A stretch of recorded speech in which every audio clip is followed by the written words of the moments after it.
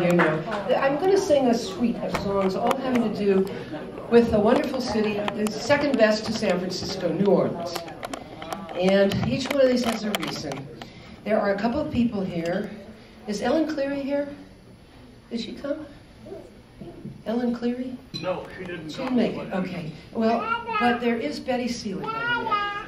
And Betty Seelig is a very special person because she had the horrible thing of just having Katrina washed her completely out of New Orleans after all her life there. And she sort of found herself on the shores of the Bay Area. And we got to know each other through Temple Emmanuel. But she's wonderful. It's hard to become a San Franciscan. I mean, she thinks our shrimps are ridiculous. But she has developed, I'm proud to say, a real taste for Dungeness crab and sourdough, which we love to scarf down at Soma's every so often. So that makes her a true honorary San Franciscan. So this is dedicated to you, Betty, and to everybody who feels this way about something that's special. Do you know what it means to miss New Orleans and miss it each night and day? I know I'm not wrong. The feeling's getting stronger the longer you stay away. You miss the moss-covered vines, the tall sugar pines, where mockingbirds used to sing. And you'd like to see that lazy Mississippi hurrying into spring. The moonlight on the bayou, a Creole tune that fills the air. I dream about magnolias in June, and soon we're wishing that we were there. Do you know what it means to miss New Orleans and miss it where you left your heart? And there's something more. We miss the ones we care for more than we miss New Orleans. We love the ones we care for more than we love New Orleans.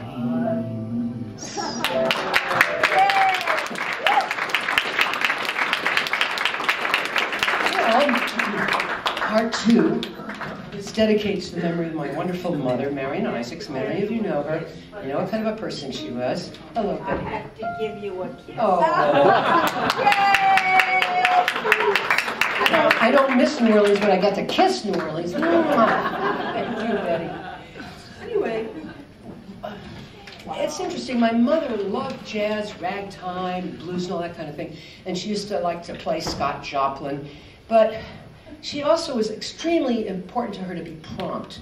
And when Bill and I would be just a few minutes late, she would sit down and get rid of her anxiety by playing wildly on the piano. And as we drove up and we heard it, oh boy, we're in trouble. That's really it.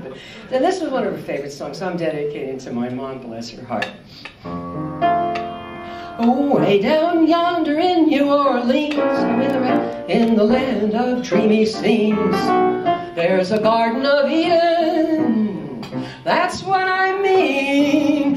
Creole babies with flashing eyes softly whisper with tender sighs, stop, oh won't you give your lady fair a little smile? Stop, you bet your life you'll linger there a little while. There is heaven right here on earth with those beautiful teens way down yonder in New Orleans, in New Orleans, yeah.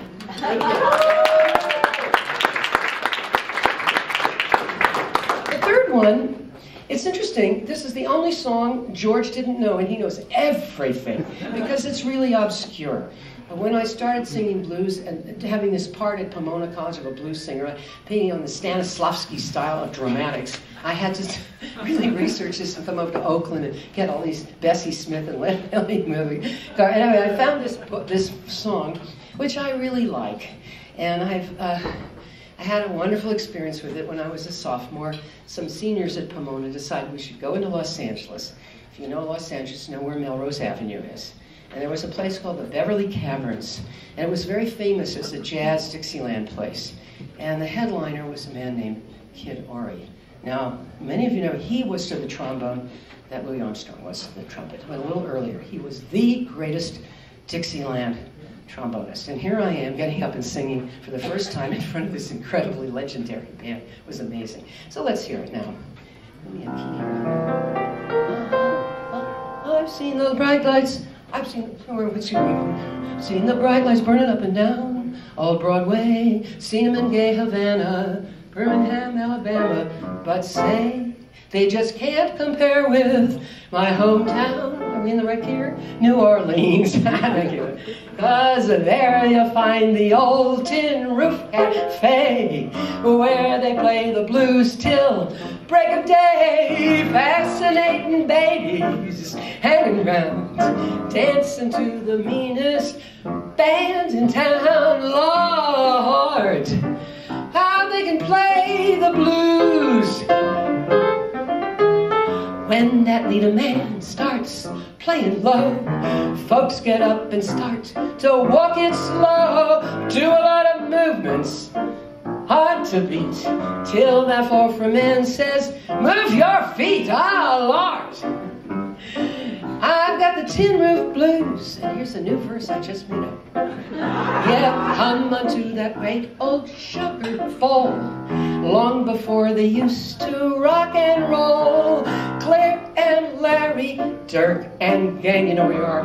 That's the very place they love to hang. Lord, how she did play the blues on that old piano. How she did sing the blues night and day at the old Sugar Bowl. Woo! That reminds me, think of a place called, believe it or not, the Sugar Shack in Selma, Alabama. Some of you know I went to Selma, and this other girl and I kind of desegregated a place with a dirt floor. It was called the Sugar Shack. Wow. Anyway. This is good.